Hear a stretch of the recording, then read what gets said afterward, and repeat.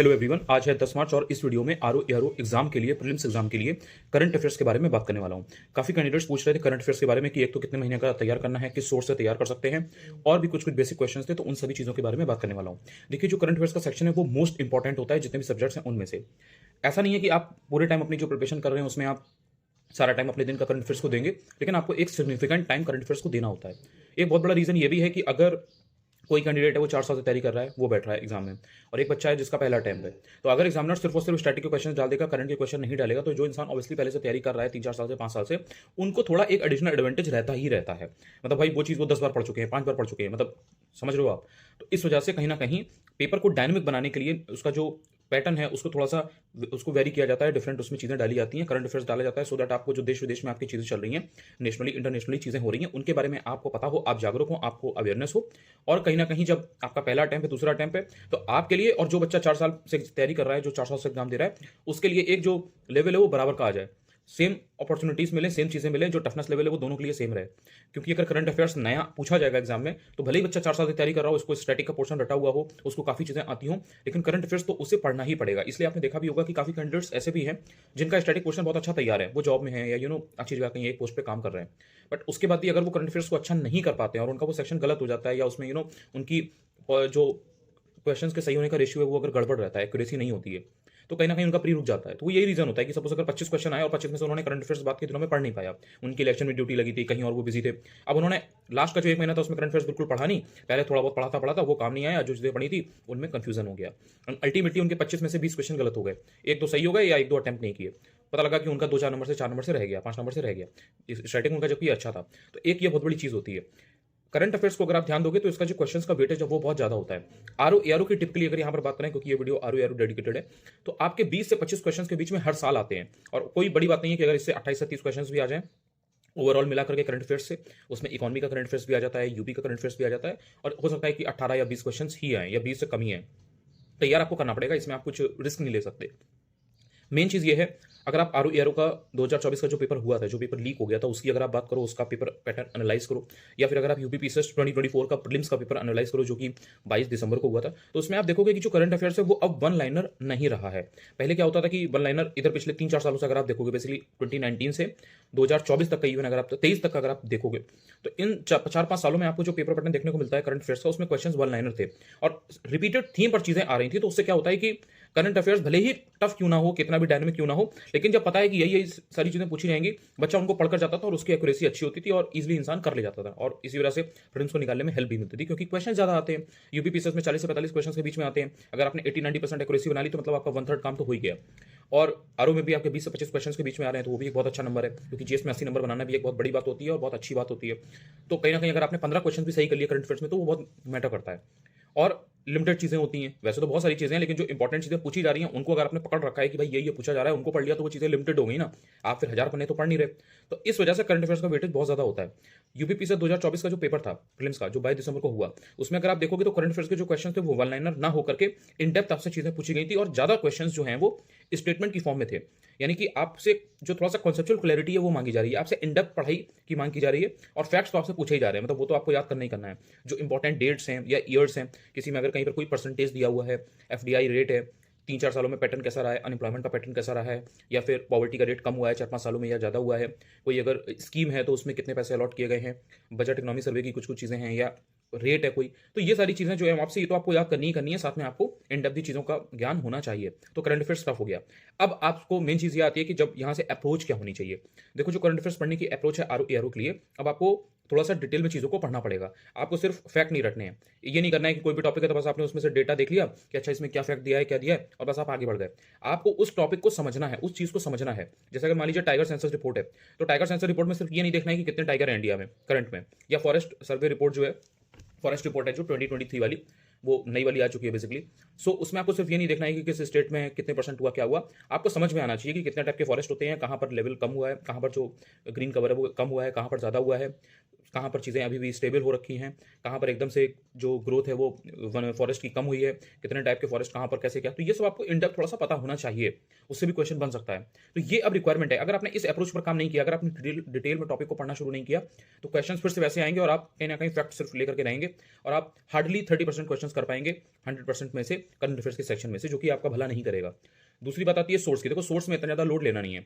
आप जहाँ पर भी रह रहे हो, आज तो ऑनलाइन का ज़माना है, तो ऑनलाइन चीज़ें मिल जाती है। आपको ध्यान में ये रखना है, आपको करंट अफेयर्स महीने-महीने का पढ़ते रहना है। ये टेक्निक मत फॉलो करना, ये स्ट्रेटजी मत फॉलो करना कि आप एग्जाम के 1 महीने पहले कोई भी कंपैरिजन ईयरली ले रहे हो और उससे पढ़ रहे हो। क्योंकि 1 महीने में इतनी सारी चीज़ें होंगी कि आप उनको नहीं तैयार कर पाओगे। ये तो वही बात हो गई कि आपके एग्जाम के आप 1 महीने पहले या 20 दिन पहले हिस्ट्री का पूरा सेक्शन उठा के बैठ रहे हो।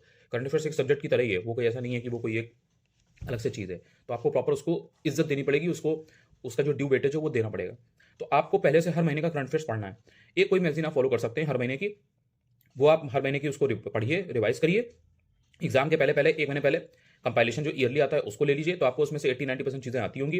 जो एकदम आखिरी का महीना होगा उसकी चीज़ नहीं आती होगी, तो आपने उसको पढ़ लिया और पूरा रिवाइज़ कर लिया। 3 से 4 बार 5 बार आप उसको पढ़िए। जब आपने 100% जैसे चीज़ें हैं, तो आपने उसमें से 80-90% चीज़ें पढ़ ली और आपको याद हो गई। आपको पता है यार इसमें ये है, इसमें ये है। आप फ़ैमिलियर भी हो, प्लस आपको चीज़ें याद भी हैं। बट 10% या 20% चीज़ें ऐसी हैं जो आपको लग रहा है यार ये चीज़ें मैं भूल रही हूँ। ये चीज़ें भाई मैंने कई बार पढ़ ली हैं, बट यार दिमाग से निकल जाता है, इसको यार क्या करें, ये तो याद ही नहीं हो रहा है। आप अपने दोस्त से भी बता रहे हो, आप इधर-उधर चीज़ें भी देख रहे हो। अब वो जो 10% 20% चीज़ें हैं, उनके आपको नोट्स बना लेने होते हैं। जैसे टाइगर रिज़र्व कोई नया ऐड हुआ, आपके दिमाग से निकल जाता है, तो आपने लिख लिया कि भाई फलाना-फलाना है, वो यहाँ पर ऐड हुआ है। वेटलैंड साइट है, कोई अगर रामसर साइट है, तो अगर कोई वेटलैंड ऐड हुई है, रामसर साइट ऐड हुई है, तो आपने वो देख लिया कि भाई ये यहाँ पर नया ऐड हुआ है, इसका नाम थोड़ा अजीब-सा है, मेरे को याद नहीं होता है, इसको देख लेते हैं। कोई यूनेस्को की हेरिटेज साइट है, या अगर किसी सिटी को कोई दर्जा मिला है, कोई सर्टिफिकेट मिला है कहीं पर, तो वो आपको याद नहीं होता है, तो आपने लिख लिया। तो इस तरीके की जो फैक्चुअल चीज़ें हैं, या कोई भी चीज़ जो आपको लगता है कि आपको याद नहीं हो रही है, वो आपने थोड़ा-थोड़ा ले ली। एग्ज़ाम के पहले पूरा अगर ईयरली कंपाइलेशन 200-250 पेज का उठाओगे और उसको रिवाइज़ करने की सोचोगे, तो बहुत प्रॉब्लमैटिक हो जाता है वो। इतना ईज़ी नहीं होता है, क्योंकि दिमाग में आपके 10 फालतू की चीज़ें भी दिमाग में आपके आएँगी। बट अगर आपने अपने नोट्स बना रखे हैं, तो आपको पता रहेगा कि यार ये चीज़ें ऐसी हैं जो मेरे माइंड से जल्दी स्किप करती हैं, इनको मेरे को देख लेना है। और वो क्वेश्चंस कहीं न कहीं इंपॉर्टेंट भी होते हैं, आपको भी पता ही है। तो वो आपको एक्यूरेसी दिलाएँगे करंट अफेयर्स में, और आपको लोड नहीं रहेगा।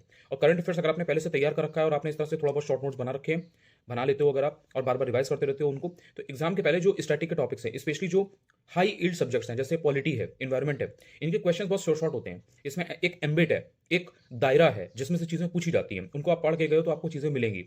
जैसे यूपी स्पेशल में स्टैटिक का पोर्शन है, एनवायरनमेंट का पोर्शन है, पॉलिटी है, वही आर्टिकल्स, वही फंडामेंटल राइट्स, ड्यूटीज़, डीपीएसपी, ये सब पूछता है, president, vice president, supreme court, high court, इनको सबको आप रिवाइज़ कर पाओगे। आप एनवायरनमेंट में जो बेसिक फंडे हैं, जो बायोडायवर्सिटी का चैप्टर है, क्लाइमेट चेंज है, इन सब के बारे में आप थोड़ा-सा रिवाइज़ कर पाओगे, देख पाओगे कि यार चलो एक बार प्रोटोकॉल देख लेते हैं, एक बार जितनी भी वाइल्ड लाइफ सेंचुरीज़ हैं उनको देख लेते हैं। बट अगर आप सिर्फ़ और सिर्फ़ बात का 1 महीना करंट अफेयर्स पढ़ोगे, तो आप स्टैटिक को छू नहीं पाओगे, और पढ़ी हुई चीज़ें भी आपकी गलत हो जाएँगी और आपकी एक्यूरेसी नहीं आएगी। तो इसलिए करंट अफेयर्स को पहले से तैयार करना फेवरेबल होता है। एक गलती बहुत सारे कैंडिडेट्स करते हैं, मतलब 90% कैंडिडेट्स ये गलती करते हैं जो वीडियो के थ्रू पढ़ाई करते हैं। मतलब वो क्या करते हैं, करंट अफेयर्स के लिए वीडियो देखते हैं। वीडियो देखने में कोई बुराई नहीं है। एक बात आप समझो कि बच्चे क्या करते हैं, जो पहले गलती करते हैं मैं वो बताता हूँ। बच्चे क्या करते हैं कि वो करंट अफेयर्स का वीडियो कोई ना कोई सुबह देखते हैं, सुबह, दोपहर, शाम, कभी भी जब उनको टाइम मिलता है। अब उन्होंने 20 मिनट का, आधे घंटे का, 1 घंटे का, ये रेंज रहती है, 20 मिनट से 1 घंटा वो वीडियो देखते हैं। आपने वीडियो देखा, बहुत अच्छी बात है, क्लैप्स फॉर यू। अब गलती उसमें ये होती है कि आपने सिर्फ वीडियो देखा, 2 दिन बाद, 4 दिन बाद आपने जो वीडियो में देखा है वो आप भूल जाओगे। आपको ऐसा लग रहा है कि आपने वीडियो देख लिया तो आपको करंट अफेयर्स याद हो गया है, आपको याद नहीं हो गया। एक बार देखने से करंट अफेयर्स की चीज़ें आपको याद नहीं हो जाएँगी वीडियो से। आप उससे फ़ैमिलियर हो गए हो, फ़ैमिलियर इज़ द टर्म। आपको पता चल गया है कि अच्छा कुछ-कुछ ऐसा हुआ है, राइट? अब जब आप उस वीडियो को 2 से 3 बार या 4 बार देखोगे, तो आप इस चीज़ों को रिटेन करना शुरू करते हो, ठीक है? जैसे आपने कोई एक चीज़ एक बार देखी, तो आपको पता लगता है अच्छा ये है। आपके दिमाग में वो एक हिंट आया, आपको पता लगा अच्छा ये पहचान लिया मैंने इसको, आइडेंटिफ़ाई करते हो आप उस इन्फॉर्मेशन को, वो आपके अभी दिमाग में नहीं गई है। उसके बाद में जब आप उसको 2-3 बार पढ़ते हो, तब आपकी वो आपकी शॉर्ट टर्म मेमोरी से लॉन्ग टर्म मेमोरी में जाती है, ठीक है? तो जो वीडियो बच्चे देखते हैं उनको लगता है कि उन्होंने वीडियो रोज़ देख लिया, तो उनके एक आज उन्होंने जनवरी का देखा, कल उन्होंने फरवरी का देखा, फिर मार्च का देखा, उनको याद हो गया। वो 2-2 घंटे के, 4-4 घंटे के, 10-10 घंटे के वीडियो देख लिए, उनको लगता है पूरे महीने का करंट अफेयर्स हमको याद हो गया। वो उससे फ़ैमिलियर हुए होते हैं, उनके माइंड में नहीं गया होता है। तो अगर आपने वीडियो को 2 से 3 बार, 4 बार नहीं देखा, तो आपके दिमाग में चीज़ें रिटेन नहीं होंगी, रिटेंशन आपका नहीं होगा, एग्ज़ाम में क्वेश्चन गलत हो जाएगा। तो पहली अप्रोच ये है, आपको वीडियो देखना है, आप वीडियो देखिए, वीडियो देखने के बाद में उस पर्टिकुलर चीज़ को मैगज़ीन से पढ़ ज़रूर लीजिएगा। आपके पास मैगज़ीन होनी चाहिए। अब आपका ये आपके ऊपर कंप्लीटली डिपेंड करता है कि आप मैगज़ीन पहले से आपके पास रखी हो, तो आपने जैसे ही वो टॉपिक आपने सुना, वीडियो में देखा, आपने तुरंत मैगज़ीन से उस समय पढ़ लिया, या फिर पहले आपने जितना वीडियो देखना था आपने देख लिया, देन आप मैगज़ीन लाए और मैगज़ीन से आपने उस महीने की करंट अफेयर्स तैयार कर ली। तो चाहे आप मंथली करंट अफेयर्स तैयार करो, चाहे आप टॉपिक तैयार करो, बट आपने जो वीडियो में देखा है, वो आपको मैगज़ीन से पढ़ना है। ये अगर आपने नहीं किया, तो आपको भला नहीं होगा, और पढ़ोगे तो उसको रिवाइज़ भी करोगे मैगज़ीन से। तो एक बार सुन के आप उस चीज़ से फ़ैमिलियर हो गए, आपको पता लग गया कि हाँ, ठीक है, कुछ-कुछ चल रहा है, यहाँ पर ये हुआ था, यहाँ पर ये हुआ था, इसका ये नाम था, इसका ये नाम था, यहाँ पर इस गवर्नमेंट में ये प्रेसिडेंट बना है, ये प्राइम मिनिस्टर बना है, इस तरह से आपने देख लिया। फिर आपने मैगज़ीन से पढ़ लिया, उसको रिवाइज़ कर लिया। तो ये आपकी अप्रोच होने वाली है। जो बच्चे सिर्फ़ और सिर्फ़ एक बार वीडियो देखते हैं और उनको लग रहा है कि उनको याद हो गया है, उनको याद नहीं हुआ है। वीडियो 2-3 बार देखना पॉसिबल नहीं हो पाता है। जैसे किसी का 10 घंटे का वीडियो है, 12 घंटे का वीडियो है, 24 घंटे का वीडियो है, उसको कितनी बार देख लोगे? अपने दिल से हाथ रख के पूछो कि कितनी बार वो वीडियो देखा है? और 4 दिन बाद आप भूल जाओगे, आपको भी पता है। या 2 घंटे 2 दिन पढ़ाई नहीं करोगे, वो दिमाग से निकल जाएगा। तो सिर्फ एक बार वीडियो देखने से नहीं होगा, 2-3 बार 4 बार देखने से होता है। अब कोई इंसान सपोज़ मैगज़ीन से नहीं पढ़ता है या ईयरली कंपाइलेशन के पीछे के भरोसे बैठा है, तो उस व्यक्ति को फिर ये करना होता है कि आपने जैसे वीडियो देखा, वीडियो लगाया, तो पॉज़ कर करके उसको 1x की जगह 0.75 पे लगा लो, या अगर 1x पे कोई धीरे-धीरे पढ़ा रहा है तो आप अपने अकॉर्डिंग देख सकते हो, अपने पेस के अकॉर्डिंग उसके नोट्स बना लो। मतलब आपने एक बार सुना, दूसरी बार में उसके नोट्स बना लो। तो उससे क्या होगा कि आप जो वीडियो देख रहे हो वो सिर्फ आप कहानी की तरह सुन नहीं रहे हो कि आपने बस सुना और हो गया। आपने उसके नोट्स बना लिए थोड़ा-थोड़ा। तो इससे आपको फ़ायदा मिलेगा। लेकिन जो मैगज़ीन वाली अप्रोच है वो ज़्यादा फ़ायदेमंद रहती है। इसके अलावा मैंने आपको बताया था कि जो घटना चक्र की मैगज़ीन आती है, बाई मंथली मैगज़ीन पहले इनकी आया करती थी। जुलाई अगस्त तक तो आई है, अगस्त सितंबर तक। उसके बाद काफ़ी बच्चे कह रहे थे कि उसके बाद से आई नहीं है। तो अभी मैं आपको दिखा भी देता हूँ, दिखा दूँगा कि किस तरह से घटना चक्र की मैगज़ीन आती है। उसमें क्या है कि उनके में चीज़ें मिल जाती हैं। मतलब एक मैगज़ीन अगर आपको कोई फॉलो करनी है तो आप वो फॉलो कर सकते हो। मार्केट में और भी तमाम बुक्स हैं, तमाम मैगज़ीन हैं। तो ऐसा नहीं है कि आपको सिर्फ हार्ड एंड फास्ट रूल है कि आपका इसी से निकलेगा। कोई भी एक सोर्स पकड़ लो, लेकिन उसको 10 बार पढ़ो, उसको 20 बार पढ़ो। मतलब उसको इतनी बार पढ़ो कि आपको चीज़ें याद हो जाएँ। अगर आपने आज कोई एक सोर्स पढ़ा, फिर आप परसों किसी और पे चले गए, फिर तीसरे दिन आप किसी और पे चले गए, फिर चौथे दिन आपको एग्ज़ाम के पहले किसी ने कहा कि यार इसमें से सारी चीज़ें फँस जाती हैं, तो फिर आप सिर्फ भागते रहोगे और आप सोर्स को चेज़ करते रहोगे, लेकिन आप एक्चुअल में कभी भी क्वेश्चन या टॉपिक को चेज़ नहीं कर पाओगे और तैयार नहीं कर पाओगे। तो आपको जो इंपॉर्टेंट चीज़ें हैं उनको पढ़ना है, रादर देन कि आप सोर्स के पीछे भागें। लेकिन घटना चक्र की जो मैगज़ीन आती है उसकी एफिशिएंसी काफ़ी अच्छी होती है। काफ़ी उसमें से आपको जो आप टाइम पुट करते हो, उसमें जो मेहनत आप उसमें डालते हो, उसका रिटर्न आपको मिलता है, रिवॉर्ड मिलता है। तो मैं आपको दिखा देता हूँ, देख लो, उससे आपको आइडिया लग जाएगा। और उसमें जो चीज़ें हैं वो आप वन लाइनर नहीं है सिर्फ कि आपको वन लाइनर या फैक्ट दे रहा हूँ, उसमें कॉम्प्रिहेंसिव वे में चीज़ें आपको समझाई गई हैं। तो उसको अगर आप पढ़ते हो 2-3 बार, उसके बाद में अपने हिसाब से नोट्स वोट्स बना लेते हो, तो वो आपको बहुत हेल्प करता है। तो चलो दिखा देता हूँ। देखिए, ये है समसामयिक घटनाचक्र की, ये इनकी किताब है, ठीक है? और ये फरवरी 2025 की है, इसका नाम है दृष्टि निरंतर। तो ये इसका इनका पहला अंक है, तो ये आप देख सकते हो। इसमें इन्होंने जो भी फॉरेस्ट रिपोर्ट जैसे नई वाली 2023 वाली आई है उसको दिया हुआ है, बजट जो आया था वो भी दिया हुआ है। तो इसमें आपको काफ़ी डिटेल में सारी चीज़ें समझाई गई हैं। अब देखो, जैसे स्टार्टिंग में इन्होंने इस तरीके से जो वन लाइनर फैक्ट वगैरह होते हैं ना वो दिए हैं। इसको तो एकदम रटा होना चाहिए, मतलब इसमें ये नहीं होना चाहिए कि इसको पढ़ें ना पढ़ें। अरे ये तो वन लाइनर टाइप के बहुत ईजी हैं, इनको आपने पढ़ लिया 2-3 बार 4 बार, उसके बाद में रिवाइज कर लिया, तो ये आपके बहुत सॉलिड क्वेश्चन होते हैं। डायरेक्ट इससे आपके क्वेश्चन आपको मिल जाते हैं एग्जाम में। उसके बाद देखो, जैसे ये भारत वन स्थिति रिपोर्ट है 2023 वाली, ठीक है? अब इसमें इन्होंने पूरा बताया हुआ है। तो वही जो चीज़ मैंने आपको बताई ना कि थोड़ा सा आपको इन डेप्थ चीज़ें पढ़नी है, थोड़ा सा आपको पता होना चाहिए कि किस टाइप के फॉरेस्ट होते हैं, क्या होते हैं। तो ये आपने पूरा यहाँ पर पढ़ लिया कि नॉर्थ ईस्ट में किस टाइप का फॉरेस्ट कवर है, क्या है। उसके बाद में जो स्टेट वगैरह हैं, अब ये देखो, ये पूरा जो ग्रीन कवर है, फॉरेस्ट कवर होता क्या है, ये इन्होंने पूरा समझाया हुआ है कि किस किस कैटेगरी में क्या क्या चीज़ें आती हैं और कितने किलोमीटर में क्या क्या चीज़ें हैं। देन उसके बाद में जो भी स्टेट वगैरह हैं उनके बारे में दिया गया है, जो भी यूनियन टेरिटरी वगैरह हैं उनके बारे में आपको देखने को मिल जाता है, ठीक है? तो इससे आपको पता लग जाता है कहाँ पर ग्रोथ हो रही है और कहाँ पर कमी हो रखी है। इसी तरीके से सारे स्टेट का नंबर 1 नंबर 2 वाला बता रखा है कि कौन से टॉप 5 स्टेट हैं, कौन से सबसे लास्ट ऐसे स्टेट है जहाँ पर बहुत ज़्यादा कमी आई है, जहाँ पर बहुत ज़्यादा ग्रोथ हुई है, सबसे ज़्यादा ग्रीन कवर कहाँ है, सबसे ज़्यादा ग्रीन कवर का परसेंटेज कहाँ है, ये इसमें पूरा दिया गया है। तो इस तरीके से आपको डिटेल में थोड़ा सा चीज़ों को पढ़ना है।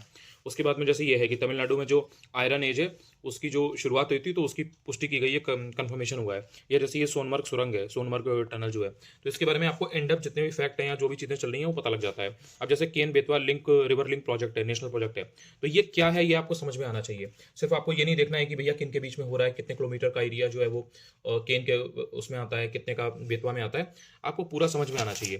तो आपको पूरा टॉपिक जो है उसको पढ़ना है। जैसे केन बेतवा नदी है, तो इनके बारे में जो भी बेसिक फैक्ट है वो भी आपको यहाँ पर दिए गए हैं। इसके बाद में जो ये ओंकारेश्वर फ्लोटिंग प्लांट है, सौर प्रोजेक्ट जो है, इसके बारे में भी मेन इंपॉर्टेंट चीज़ें आपको यहाँ पर दी गई हैं। अब जैसे ये मसाली है, भारत का पहला सीमावर्ती सौर गांव, तो इसके बारे में देखना है कि भैया इसमें क्या खास बात है। सौर गांव है तो यहाँ पर क्या चीज़ें कर रहे हैं, क्या नहीं कर रहे हैं। देन इसके बाद में इंटरनेशनल लेवल पे चीज़ें शुरू हो जाती हैं, तो जो मेन रिपोर्ट हैं, लिस्ट हैं, ये सारी चीज़ें आपको यहाँ पर देखने को मिल जाती हैं। जैसे time person of the year है, तो इसको आपको पढ़ लेना है कि भैया कौन कौन से लोग हैं, और थोड़ा पुराना भी थोड़ा सा देख लेना है। जैसे 2024 के डोनाल्ड ट्रंप है, 23 का टेलर स्विफ्ट है, 23 की टेलर स्विफ्ट है, इसके अलावा 22 है, 21 है, 20 है, तो इनके भी थोड़ा सा एक बार देख लो। कोई जो बहुत पॉपुलर लोग हैं उनके बारे में पुराना भी पूछ सकता है। इसके अलावा जैसे SDG 3 है, तो SDG 3 और मानसिक स्वास्थ्य यानी कि जो मेंटल हेल्थ है, इसके बारे में इन्होंने यहाँ पर बताया हुआ है। तो ये जो बॉक्सेस होते हैं ना, इनको जरूर पढ़ लिया करो, ये बहुत इंपॉर्टेंट होते हैं और घटाचक वाले इन पर बहुत इंफेसिस करके चीज़ें देते हैं, तो इनको आपको ढंग से देखना होता है। इसके बाद जैसे यहाँ पर बजट शुरू हो जाएगा, तो बजट पूरा पढ़ना होता है। बजट में पढ़ने से आपकी अंडरस्टैंडिंग बिल्ड होती है, आपको समझ विकसित होती है, आपको पता चलता है कि भाई चीज़ें कैसे काम करती हैं। अब जैसे इसमें जो मेन पिलर्स वगैरह हैं, जैसे ग्रामीण संपन्नता है, अनुकूलन निर्माण है, तो ये क्या है, ठीक है? अब जैसे ये दालें हैं, तो इसमें आत्मनिर्भरता के लिए जो मिशन है, ये आप मेंस में भी कोट कर सकते हो, चीज़ लिख सकते हो, बाकी प्री के लिए तो ये इंपॉर्टेंट है ही। तो ये आपको पता होना चाहिए कि भाई पल्सेस में जो सेल्फ डिपेंडेंसी है, जो आत्मनिर्भरता है, उसके लिए कौन कौन से मिशन हैं, क्या क्या चीज़ें उसमें हैं। अब इनडायरेक्ट टैक्स वगैरह क्या होता है, कौन से इसमें नई नई चीज़ें इस बार लाई गई हैं, या जो फाइनेंस मिनिस्टर है उनकी क्या क्या अचीवमेंट है, कौन से पहले थे, कौन से लास्ट हैं, कितने सालों तक कौन रहा, तो जो खास खास फैक्ट दिए गए हैं वो आपको पता होने चाहिए। इसके बाद में जो भी मेन जैसे मदे हैं तो उन पर क्या कितना एक्सपेंडिचर किया गया है, कितने करोड़ रुपए लगाए गए हैं। जैसे पेंशन की बात की जाए, डिफेंस की बात की जाए, एग्रीकल्चर और एसोसिएटेड जो भी एक्टिविटीज़ हैं उनमें कितना है। इसके अलावा अगर बात की जाए वाणिज्य और उद्योग की, या शिक्षा की, या ऊर्जा की, हेल्थ की, तो आपको सारी चीज़ें पता लग रही हैं कि भाई किस में कितना पैसा अलॉट किया गया है। इसके अलावा सब्सिडी में कितना पैसा लगाया जाता है, किस पे लगाया जाता है। देन ये वाला जो टॉपिक होता है जिसमें ये स्कीम होती है और उसको पैसे अलॉट किए गए होते हैं, जैसे पीएम पोषण है, या फिर पीएम किसान है, प्रधानमंत्री गरीब कल्याण अन्न योजना है, मनरेगा है। तो ये आपको पता होना चाहिए, मोटा मोटा पता होना चाहिए। देखो एग्जैक्ट डिजिट याद करने की जरूरत नहीं है। जैसे यहाँ पर लिखा हुआ है कि 19,794, तो आपको ये पता होना चाहिए 19,700 या 19,790, मतलब इतना भी पता है तो काम चल जाएगा। 4,000 अगर कम है तो वो कोई ऐसी बड़ी बात नहीं है। तो इवन नंबर थोड़ा सा याद करना आसान होता है तो उसको कर सकते हो। जैसे जल जीवन मिशन है तो जल जीवन मिशन आपने 67,000 याद कर लिया। या फिर जैसे मनरेगा है तो मनरेगा का 86,000 है तो आपने 86,000 याद कर लिया। ये थोड़ा याद करना ईजी रहेगा। तो इस तरह से जो मेजर मेजर स्कीम है उनका आपको याद होना चाहिए एग्जैक्ट और इवन में। तो इससे क्या है कि आप चीज़ों को रिलेट कर पाते हो, और अगर पूछा जाएगा कि किसमें कम है किसमें ज़्यादा है तो आप उसको दिमाग लगा करके सॉल्व कर ले जाओगे क्वेश्चन को। ऐसा नहीं होगा कि आपको एकदम एग्जैक्ट याद है तभी आप चीज़ें कर पाओ। तो ये आपको जितने भी इनडेप्थ चीज़ें दी गई हैं उनको पढ़ना होता है। अब जैसे ये आपने देखा होगा 2024 का जो यूपीपीसीएस का पेपर हुआ है, तो जो साइंस टेक का पोर्शन है वो बहुत पूछा गया था। आपसे मिसाइल के बारे में पूछ रहा है, आपसे जो नई कोई टेक्नोलॉजी ट्रांसफर हो रहा है अगर किसी कंट्री के साथ तो वो पूछ रहा है। तो इस तरीके की चीज़ों पर आपको ध्यान देना है। कोई आपके अगर ड्रोन वगैरह का सिस्टम है, ड्रोन किस तरीके के हैं, क्या है, कोई नया अगर बनाया गया है तो वो आपको आइडिया होना चाहिए। ग्रीन स्टील का क्लासिफिकेशन कैसे होता है वो आपको यहाँ पर दिया गया है। तो इसमें आपको सारी चीज़ें इन डेप्थ मिल जाती हैं। बाकी आपके ऊपर है, आपको पढ़ने में समझ में आए, आपको हेल्प लगे तो आप इससे पढ़ें, वरना आप अपना कोई एक सोर्स पिक कर लें। मेरा केवल आपको समझाने का तरीका ये है कि चीज़ें इस तरह से पढ़नी है। अब जैसे इसमें आपको यहाँ पर जो भी राष्ट्रीय लेवल पे, नेशनल लेवल पे जो भी इंपॉर्टेंट पर्सनालिटीज रही हैं, पॉपुलर लोग रहे हैं, उनके बारे में दिया गया है। मेन जितने भी लोग हैं जैसे वी नारायणन हैं, या हरि बाबू कंपपति हैं, या फिर ज्ञानेंद्र प्रताप सिंह हैं, तो इनके बारे में दो दो तीन तीन फैक्ट जो है वो मेन देख लीजिए। जैसे मान लीजिए कि ये हैं जनरल वीके सिंह, तो जनरल डॉक्टर वीके सिंह जो हैं ये पहले केंद्रीय मंत्री रह चुके हैं और थल सेना के अध्यक्ष रह चुके हैं, आर्मी वाले हैं ये। तो मिजोरम के 25वें राज्यपाल के रूप में इन्होंने शपथ ग्रहण की है, वो टेकिंग उनकी हुई है। तो इस तरीके से जो मेन लोग हैं उनके बारे में आपको दो दो चार चार फैक्ट पता होने चाहिए। अब जैसे ये जो क्वेश्चन है ये मनमोहन सिंह जी वाला, ये क्वेश्चन ऐसा है जो मुझे लगता है कि इस बार एग्जाम में आ सकता है आपके आरओ में या फिर यूपीपीसीएस में। ये बहुत इंपॉर्टेंट है क्योंकि मनमोहन सिंह जी जो है वो इस तरीके के, देखो पैटर्न रहा है इनका कि जो बहुत नोटेबल पर्सनैलिटी होती है उनके बारे में पूछते हैं। तो ये ऐसे ही हर किसी के बारे में दिया है। जैसे अंतर्राष्ट्रीय व्यक्ति जो है उनके बारे में भी दिया है। देन आपको थोड़ा सा जो लोकेशंस वगैरह हैं, अंतर्राष्ट्रीय स्थल वो देखने को मिल जाएंगे, राष्ट्रीय स्थल देखने को मिल जाएंगे। देन इसके बाद आप बात करते हो तो आपको अवार्ड्स वगैरह देखने को मिल जाते हैं नेशनल लेवल पे, इंटरनेशनल लेवल पे। तो ये सब आपको यहाँ पर चीज़ें आपकी कवर हो जाती हैं। स्कीम जो भी हैं वो आपको देखने को मिलती हैं, फिल्म पुरस्कार वगैरह कोई हैं वो देखते हैं, ऑपरेशन अभियान जो हुए हैं वो देखने को मिलते हैं। इसके बाद में आपको इंपॉर्टेंट डेज वगैरह